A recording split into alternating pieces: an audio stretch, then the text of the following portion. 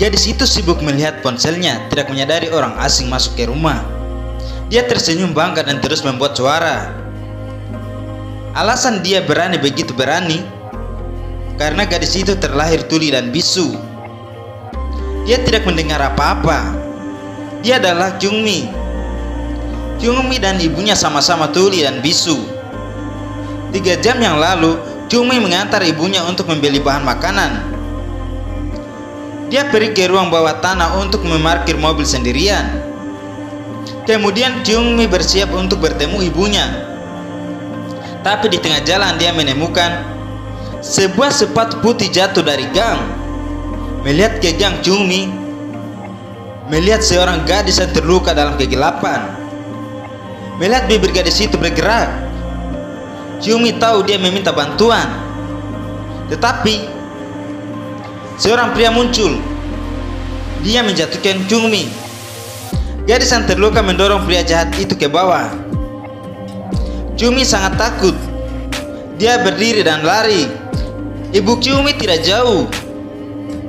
Takut melibatkan ibunya, Kyungmi berlari menuju garasi. Pria itu mengejarnya. Mobil Kyungmi diparkir di area AC. Saat beralih ke pintu keluar area B, dia menemukan pintunya tertutup. Kyungmi dengan lembut menarik kait untuk membuka kunci pintu. Tapi dia tidak tahu itu. Kebisingan saat menarik kait menarik pria itu lebih dekat. Kyungmi mengarahkan seluruh kekuatannya untuk menarik pintu. Untungnya dia merangkak melewati pintu tepat sebelumnya. Ditemukan oleh pria itu. Orang jahat itu marah karena dia kehilangan mangsanya. Kyungmi menemukan mobilnya.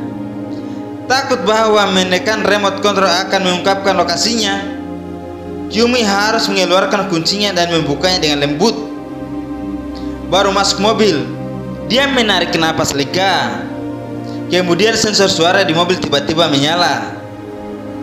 Itu berarti ada suara yang datang dari mobil. Kyungmi menoleh melihat orang jahat itu duduk di kursi belakang. Dia juga dengan bangga menyendungkan lagu. Nama pria ini adalah Do-sik. Beberapa bulan terakhir, ada banyak kasus yang terjadi di sekitar sini. Dia adalah pembunuh yang dikejar polisi. Kyungmi dengan cepat menginjak pedal. Do-sik jatuh ke belakang mobil. Mobil menabrak dinding. Do-sik jatuh ke depan. Kyungmi mengambil kesempatan itu untuk mencoba menjauh darinya. Dia mulai berlari seperti terbang. Sejak dia masih kecil, dia terus berlari dengan sangat baik. Orang-orang biasanya kesulitan mengikutinya. 2 orang berlari menuju ruang bawah tanah. Kyungmi bergegas ke jalan. Ibu Kyungmi sedang menunggunya di kantor polisi. Kyungmi bergegas menekan tombol untuk memanggil polisi. Alarm segera berbunyi. Lampu menyala. Semua kamera terdekat mulai menunjuk ke arah mereka. Mereka hanya perlu berdiri dalam terang. Jadi Do-sik tidak berani mendekat. Polisi bertanya apa yang terjadi, tapi mereka berdua bisu. Mereka hanya bisa melambaikan tangan dan kaki mereka. Do-sik yang licik belum menyerah. Dia masuk ke mobil dan berganti pakaian lain. Kemudian muncul dengan pakaian yang layak. Dia memakai topeng sebelumnya. Kyungmi tidak tahu seperti apa tampangnya. Kyungmi mengira dia bertemu penyelamat. Jadi buru-buru minta tolong. Do-sik berbohong bahwa adiknya hilang. Dia mencari saudara perempuannya. Kyungmi percaya padanya. Dia berasumsi bahwa dia adalah saudara laki-laki dari gadis yang terluka sebelumnya. Dia bersiap untuk membantunya. Tapi Kyungmi merasa ada bahaya dari dirinya. Dia menarik tangan Kyungmi dan tidak membiarkannya pergi. Kyungmi tidak sabar. Dia mencoba meyakinkan ibunya untuk datang ke gang untuk menyelamatkannya. Rencana Do-sik berhasil. Dia diam-diam mengikuti ibu Kyungmi dan dia ketika mereka meninggalkan jangkauan kamera. Dia akan menyerang mereka dalam kegelapan. Kemudian sebuah mobil polisi lewat. Mereka bergegas untuk meminta bantuan. Rencananya hancur. Dosik mengutuknya. Polisi membawa mereka bertiga ke stasiun untuk ditanyai. Kyumi pergi untuk mendapatkan kesaksian. Ibunya Dosik menunggu di sudut. Dosik dengan ceroboh menjatuhkan telepon ke lantai. Ibu Kyumi menemukan wallpaper ponselnya. Itu adalah selfie seorang gadis. Dengan cepat Dosik mengambil ponselnya kembali. Melihat ekspresinya panik, Ibu Kyumi punya firasat buruk. Dia menggunakan bahasa isyarat untuk memperingatkan Kyumi tentang pria itu. Tapi Kyumi menenangkan ibunya untuk tidak memikirkannya. Polisi sedang keluar untuk berbicara pada saat itu. Melihat Ibu Kyumi dan dia berbisik satu sama lain, Dosik tahu bahwa identitasnya telah terungkap. Dia menatap Ibu Kyumi dengan tatapan dingin. Dia bermaksud membunuh mereka. Tiba-tiba seorang pria jangkut masuk. Dia adalah kapten. Adik Jong Tak hilang. Dia datang ke sini mencari petunjuk. Polisi memberikan kesaksian Kyumi kepada Jong Tak. Selesai membaca testimoni,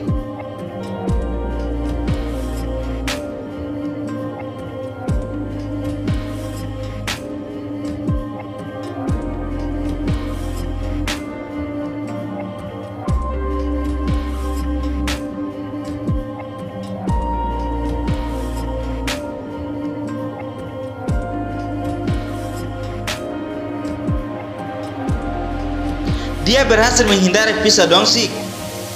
Dua orang terlibat perkelahian. Meskipun trik Dosik brutal, kekuatannya biasa saja. Dosik terus melawan. Kyumi dan ibunya panik dan berlari keluar untuk memanggil polisi lainnya untuk meminta bantuan. Dua polisi bergegas masuk. Melihat kapten memukul Dosik, Dosik pandai berakting. Dia berpura-pura menyedihkan, mengatakan bahwa Jong Tak ingin bunuh diri. Dua polisi lainnya tertipu. Dia menembakkan pistol setrum ke Jong Tak dan membuatnya pingsan. Mereka sangat bodoh. Kyumi mencoba menjelaskan kepada polisi, tetapi orang lain tidak hanya tidak mendengarkan, tetapi juga berpikir bahwa dia memiliki masalah dengan pemikirannya. Mereka hanya bisa menonton saat si pembunuh dibebaskan. Sebelum pergi, kedua polisi itu tidak berhenti meminta maaf padanya. Tunggu sampai kapten bangun dan menjelaskan semuanya. Dua polisi lainnya tiba-tiba menyadari orang yang baru saja mereka lepaskan adalah seorang pembunuh. Ini sudah jam 10 malam. Jong Tak menyimpang nomor telepon Kyumi, kemudian membawa mereka pulang. Kembali ke rumah, ibu dan anak masih ketakutan dengan apa yang sudah terjadi. Membuat mereka merasa khawatir. Karena tuli dan bisu, mereka memasang banyak lampu sensor suara di rumah. Jika ada sesuatu di rumah, lampu akan berkedip untuk memberi sinyal. Baru pulang tidak lama, kemudian lampu sensor suara terus berkedip. Kyumi dengan hati-hati mengintip keluar pintu untuk melihat siapa yang ada di sana. Ternyata itu adalah pemilik toko di mana ibu Kyumi bekerja. Dia baru saja menerima pesan, jadi dia membutuhkan staf untuk bekerja lembur. Ibu Kyumi tidak bisa menolak, jadi dia harus pergi ke bengkel untuk bekerja dengan pemiliknya. Kyumi melihat ibunya pergi dan mengunci pintu. Dia tidak tahu itu. Pada saat itu Dosik masuk ke rumahnya. Lampu sensor di lorong berkedip terus menerus. Kyumi sedang sibuk melipat pakaian, jadi dia tidak memperhatikannya. Mengingat gadis dengan sepatu putih, Kyumi merasa cemas. Dia menyalakan telepon untuk menghibur Jong Tak. Dosik berada di belakang Kyumi. Dia menemukan kapak untuk menebas Kyumi. Kyumi menghindar. Dia mendeteksi bahaya tepat waktu. Dia berhasil menghindari serangan kapak. Bila kapak menempel ke atas meja, Kyumi segera bangkit. Dia berlari ke kamar tidur berikutnya. Kemudian dia mengunci pintu. Sementara Dosik mencoba mendobrak pintu, Kyumi dengan cepat mengeluarkan ponselnya. Dia mengirim SMS untuk meminta bantuan dari Kapten Jongtak. Dia mencari saudara perempuannya. Menerima pesan itu, Jongtak bergegas ke rumahnya. Kayu pintunya tidak tebal. Dengan cepat Dosik menerobos. Melihat dia akan bergegas masuk, Kyumi memutuskan untuk melompat dari jendela ke lantai. Untungnya ada tumpukan sampah di bawah untuk mendukung Kyumi. Dia tidak berani tinggal di sana dan cepat kabur. Dosik mengejarnya. Di jalanan yang gelap, mereka berdua saling kejar-kejaran. Jongtak melihat dan segera bergabung dengan regu pengejar. Setelah berlari selama puluhan menit, Kyumi jatuh ke jalan buntu. Dia harus mengangkat kursi. Dia bersiap untuk menghadapinya secara langsung. Jongtak juga mengejar tempat itu. Dosik tahu dia bukan lawannya. Jadi dia menggunakan nyawa saudara perempuannya untuk mengancam Jongtak dan menyelamatkannya. Kyumi dan adiknya, dia hanya bisa memilih satu untuk menyelamatkan adiknya. Kapten dengan patuh setuju. Dosik menyuruhnya menunggu di ruang Kyumi. Setelah itu, dia akan segera melaporkan lokasi saudara perempuannya. Jongtak meninggalkan Kyumi dan bergegas ke rumahnya. Tapi seketika dia sampai di sana, Dosik tidak mengirimkan lokasi saudara perempuannya, tapi mengejek Jongtak karena menjadi idiot. Mengetahui bahwa dia tertipu, Jongtak sangat marah. Pada saat yang sama, Kyumi ditangkap oleh Dosik. Dia bermaksud untuk perlahan menyiksanya. Kyumi berjuang. Dia mengambil pasir dan melemparkan ke wajahnya. Kyumi bangkit dan lari.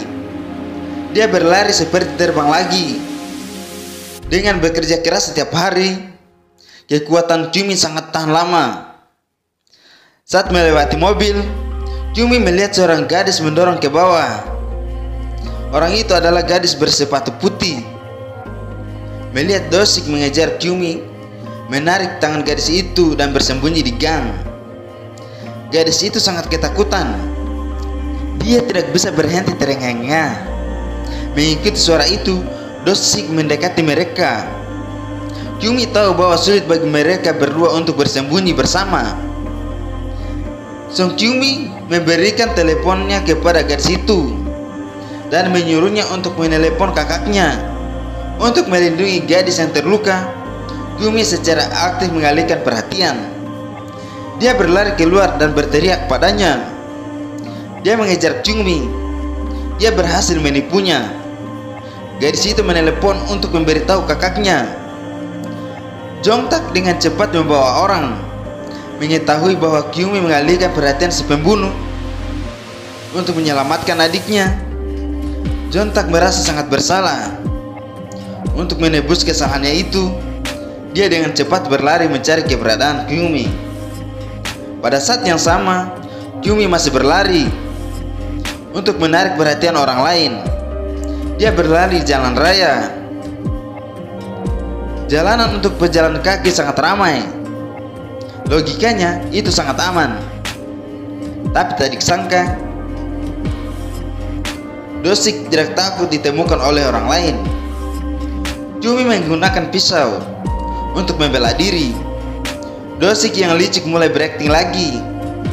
Dia mengatakan kepada orang banyak bahwa Kyumi adalah adik perempuannya. Dia sakit jiwa, ada darah di tubuhnya, dan Kyumi memegang pisau. Jadi orang banyak percaya akan Dosik. Mereka mulai bergosip, tidak ada yang membantunya. Kyumi tidak tahu bagaimana menjelaskannya. Dia terus melarikan diri karena banyak orang di jalan. Jadi dia beruntung bisa melarikan diri darinya.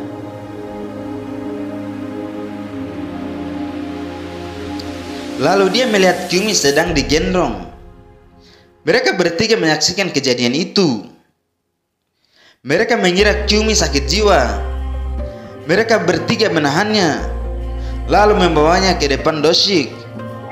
Saat mereka berjalan, mereka bertiga bahkan berfantasi, jika atasan tahu, apakah mereka akan menghadiahi kita? Yang lain berseru, berbuat baik adalah demi keadilan, bukan untuk hadiahnya. Terlepas dari permintaan Kyumi, mereka bersikeras melakukan hal yang baik dan bahkan menasihati Kyumi untuk pulang ke rumah. Melihat itu, aku sangat marah. Kyumi yang malang diseret ke sebuah gang. Doshik hendak mengambil tindakan ketika kapten muncul. Jongtak dengan marah meninju dan menendang Doshik. Segera dia kalahkan. Kapten berlutut di depan Kyumi dan meminta maaf. Tetapi kemudian Doshik berdiri, menusuk pisau ke kaki Jongtak. Mereka mendengar ibu Kyumi menangis. Doshik menatap Kyumi dan mencibir. Dia mengambil pisau dan berlari ke jalan. Dia berlari keluar untuk menghalangi jalan ibu Kyumi. Kyumi juga bergegas keluar dengan pisau di tangan. Karena Doshik tidak bisa menghindarinya, Kyumi menuju dia. Tapi kali ini orang yang terluka adalah Kyumi, bukan Doshik. Dia dengan sengaja menusukkan pisau ke perutnya dan meletakkan tangannya di pisau itu. Selesai, Kyumi tersenyum, kemudian menahan rasa sakit untuk mencabut pisau. Melakukan hal itu, Doshik tidak bisa berakting lagi. Dia menemukan bahwa dia telah jatuh ke dalam perangkapnya dan hendak menjelaskannya, tapi orang banyak itu takut menjauh dari dia. Pada saat ini polisi tiba. Kyumi membuat senyum sarkastik. Doshik terprovokasi. Dia bermaksud menggunakan pisau untuk membunuh Kyumi. Polisi menembaknya di kaki. Doshik awalnya bermaksud berhenti di situ, tapi Kyumi sengaja memprovokasi dia. Dia berteriak dan bergegas menuju Kyumi. Ketika polisi melihat ini, mereka terpaksa melepaskan tembakan. Karena Doshik terkena peluru, dia jatuh di jalan. Midnight adalah film aksi psikologis. Kyumi sengaja memprovokasi Doshik karena dia tahu gaya polisi Korea. Bahkan jika Doshik ditangkap, kemudian hanya punya uang, dia akan dibebaskan. Dia ingin melindungi dirinya sendiri dan membantu orang lain. Jadi dia harus memilih cara itu, membiarkan Doshik menghilang selamanya. Sungguh gadis yang jujur dan cerdas. Jika Anda tertarik, Anda dapat menontonnya.